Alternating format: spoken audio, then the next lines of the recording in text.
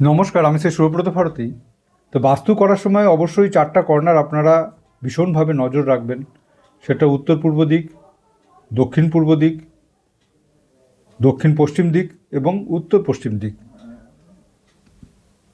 কারণ এই 4টা কর্নার কিন্তু বাস্তুর 4টা পিলার এবং মেন ক্রাইটেরিয়া এই 4টা কর্নারের সাথে রিলেটেড। তো বাস্তু দেবতার মাথায় থাকে উত্তর পূর্ব দিকে। তো উত্তর পূর্ব দিক মানে টোটালটা হচ্ছে মেন্টাল পিসের জায়গা।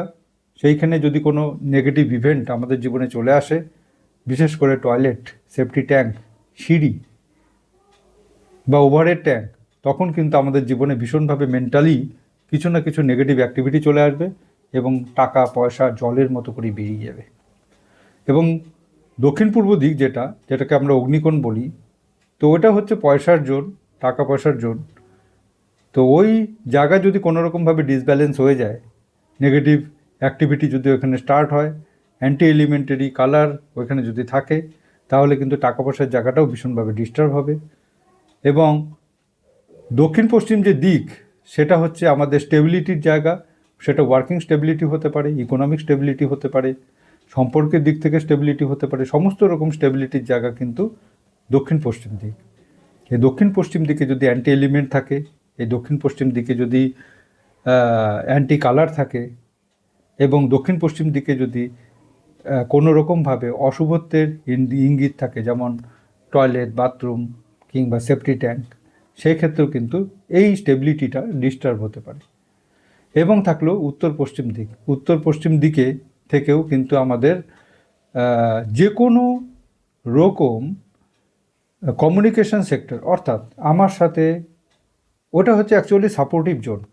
Supportive zone in the sense, suppose আমি কর্মক্ষেত্রে কাজ করছি, আমার ব্যাকআপ দেওয়ার মতো কেউ নেই, তাহলে তো আমি প্রবলেমে পড়বই।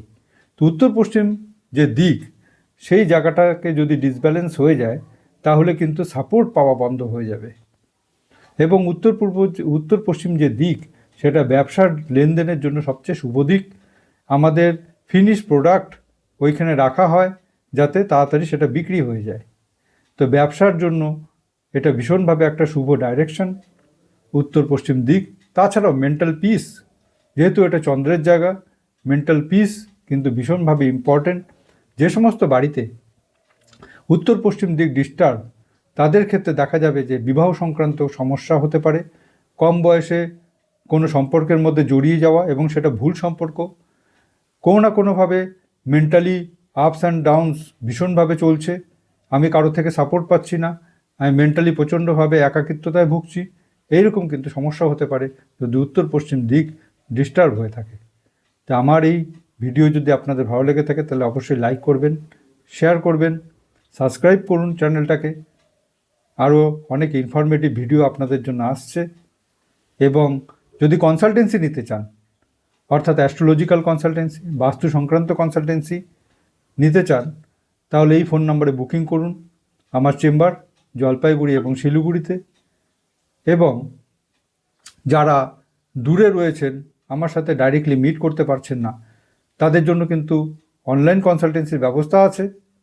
তারা আপনি এই ফোন নম্বরে ফোন করবেন, ফোন করে টাইম স্লট বুকিং করবেন, আমি আপনাদেরকে অনলাইন কনসালটেন্সি দেব। তো সেই ক্ষেত্রে কিন্তু জন্ম তারিখ, সময়, এটা ভীষণভাবে দরকার। এই সময় যদি ঠিকঠাকভাবে না জানা থাকে, তাহলে কিন্তু ক্যালকুলেশন হেরফের হতে পারে, ভুল হতে পারে। সেই জন্য এই জন্মের সময় ভীষণভাবে ইম্পর্টেন্ট। আমি জন্মকুণ্ডলী বানাই, শর্ট টাইম প্রেডিকশন করি। তো সেই ক্ষেত্রে আপনারা আপনাদের সুবিধার মতো সার্ভিস নিতে পারেন। নমস্কার।